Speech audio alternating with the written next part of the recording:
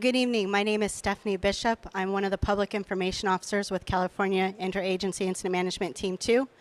Tonight we're going to be doing our meeting. I'd like to let you know that Mosquito Fire remains at 76,775 acres and 85% contained. All questions will be answered after this meeting. Our first speaker is going to be our Operations Second Chief with Team 2, Josh Eichhammer. Hey, good evening, everybody. Josh Eichhammer.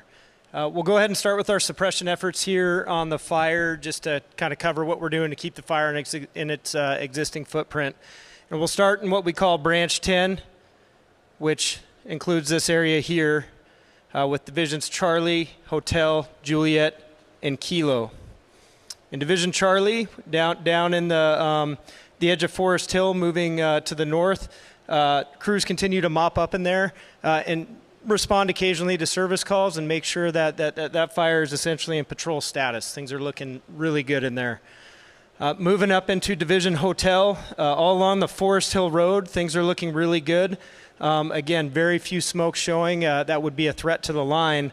However, as we get up to the top of the Juliet Hotel break here, there is quite a bit of unburned fuel in this area, so folks may see over the next few days, more smoke production than they had, after the rain. So it's something folks should anticipate seeing. And again, those are islands that are starting to burn out, and we do have crews in there working those areas, trying to secure them and suppress those and keeping those in place. It's not a huge concern for us right now. Coming down into Division Juliet, we do have some areas of very steep and rugged terrain where we have crews monitoring and evaluating, utilizing the best tools that we have available to ensure that we keep this fire in its existing footprint. And again, really arduous terrain here where we've gone direct all the way down to the Mosquito Ridge Road and into Division Kilo. And again, we've got a substantial amount of crews in there working along that arduous terrain, making sure that the fire stays in its existing footprint. Not unlike Division Hotel, this entire area of Juliet and Kilo, we are expecting to see additional smoke production over the next few days as things dry out from that pretty substantial rain event that we had. Moving down into what we call Branch 15, we have Divisions Mike and Romeo. Division Mike, again, we've got another pretty tough area of ground here that comes off the middle fork of the American River. And again, we have crews on both sides of that, evaluating how to keep that in its existing footprint, and again, mopping up and securing along the existing fire edge. And that remains true all the way down through Division Mike and into Division Romeo, where they're working to keep the fire parked again in some arduous terrain, where we do run into some concerns again with topography and terrain. A little bit of smoke production in there. Coming over into Branch 25, we have quite a few resources committed to this chunk of uncontained ground right here in the Rubicon River. Again, very steep, arduous terrain, lots of resources in there, working on keeping that in its existing footprint and mopping up where they can.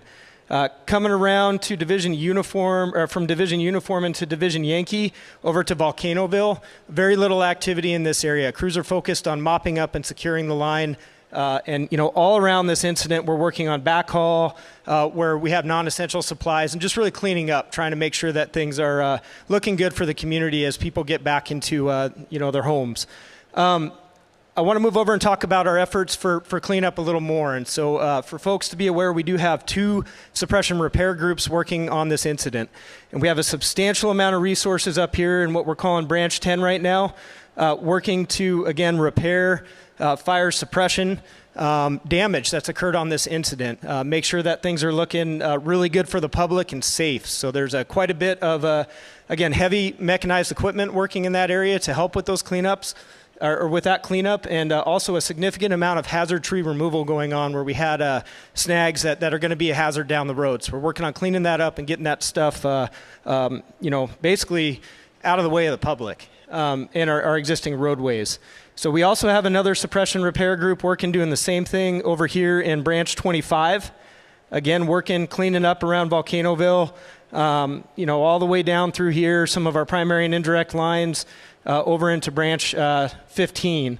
And they're working on the same stuff, same objectives. Lastly, we've begun efforts to start hazard tree removal along the Mosquito Ridge Road. And that's going to be a substantial project. It's something we anticipate taking a week to 2 weeks to complete, but we have begun efforts in there. And we're looking forward to making that road safe, trying to get that work done before the rain hits. So end of report from me. Thank you for that report, Josh. Our next speaker is going to be from the Placer County Office of Emergency Services, Assistant Director Dave Atkinson. Good evening. Appreciate the opportunity to share just a little bit of information regarding our continuing efforts for recovery. Recovery at this point is really taking on two phases. The first piece is working with our other agency and government partners and really trying to understand the impacts of this fire, whether it's on roads, libraries, schools, all the infrastructure that's out there. So if you see our folks out and about in their vehicles, please let them pass and let them do this work. It's really important for us to understand everything that's happened with this fire so we can bring the right resources in to help recover. The second piece, of course, is helping our citizens and our residents recover. And as part of that effort, today the Placer County Board of Supervisors ratified a local health emergency. And this is really just a next step in the recovery process.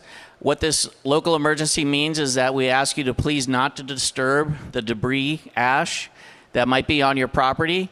We're bringing in a state-run agency to help clean up the household hazardous waste. And so we just ask you to please not touch any of that debris until that work is done. In the coming days and weeks, our environmental health and our building department and other parts of the county will be reaching out to you to talk about next steps in terms of the cleanup process as we work with our state partners to try to understand just what that's going to look like on this fire. A couple other ways just to remind you how to get information. We have a website, placer.ca.gov/mosquito fire recovery. That's a one-stop shop for all the information we have. Please check that regularly as it updates often as new information and new resources become available. In addition to that, there is an email distribution list, and there's a link on that website for you to sign up. If you haven't already, please sign up for that email, and we're continually sending out information about resources for the fire. And finally, if you just need to talk to a person and ask some questions, please dial 211.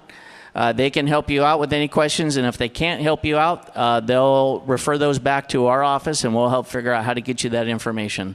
So look forward to more information from us in the coming days and weeks as we continue to recover, and appreciate your patience. Thank you, sir, for all that information. Next, to talk about forest closures, restrictions, and safety, from the El Dorado National Forest, Patrol Captain Frank Aguilar.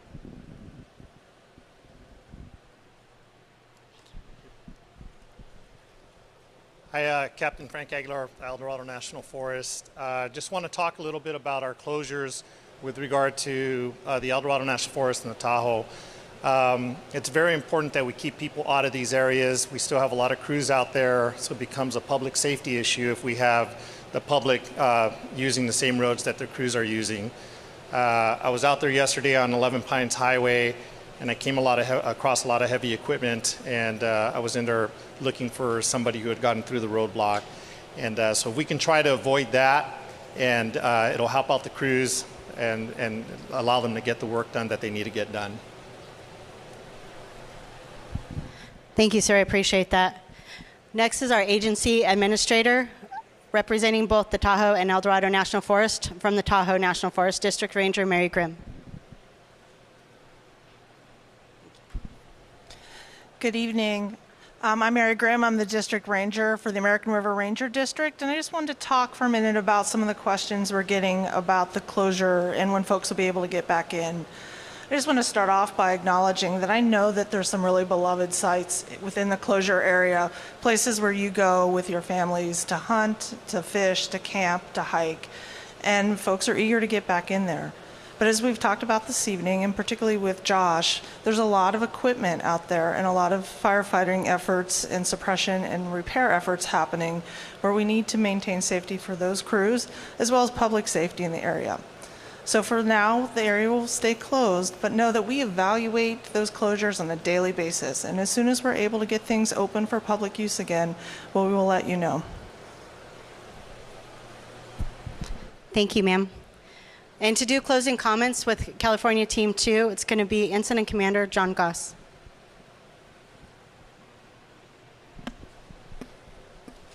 Okay, good evening all. I just want to put a couple of things in perspective there. We're going on almost a little over 3 weeks on the duration of this incident. And we've heard a lot about the current activities that are going on. But I want to go back about a week or so when this incident received almost 2.5 inches of rain. And that was very beneficial, obviously, in stopping the forward rate of this fire. But it's also created some challenges on where the fire stopped in its places there. And we've heard a lot about the Rubicon drainage, the North Fork, the Middle Fork. Firefighters have been really busy going after those islands, unburned islands of fuel on the direct fire's edge. And it's a really mosaic burn pattern there that's creating some challenges there to completely extinguish there every single piece and edge of this fire. So there are some challenges there. So it's going to add to the work that needs to be done for those suppression activities. We also heard our operations section chief talk about the suppression repair, the hazard abatement, just to kind of give you an idea of how many miles worth of lines that we are doing those activities on. We've got about 236 miles of dozer line that we have to have some level of suppression repair on. We've got 43 miles of hand line, and we've got 76 miles that we've used as roads for containment type of lines there. So that's a lot of work. That's over, that's about 300 miles or so that we're going to have to go in there with that heavy equipment. Sometimes the crews are in there if they're putting water bars in those hand lines. So that's a lot of work. And what's happened recently the last 2 days is all those activities are kind of combining in and because everybody wants access to get into the fire ground. So the combination of suppression activities still ongoing and the suppression repair, the hazard abatement. What has just started now is the folks, the utility companies, the essential services that would like to get access into the fire ground as well. So what the team's main priority here, and it has been since we've got here, is firefighter safety and public safety. So coordinating those 4 types of activities on roads like Mosquito Ridge Road, that's a pretty tall task when a lot of people got to share the same piece of ground at the same time during the day. So thank you in advance for your patience there, because we are trying to get the fire ground, the area closures, and the impact that it's had on the public there. We're trying to get those reduced back as quickly as possible. But it is going to take some time, as we heard from both Operations Section Chief and the District Ranger there. So again, thank you for your patience and have a good evening. Thank you, sir.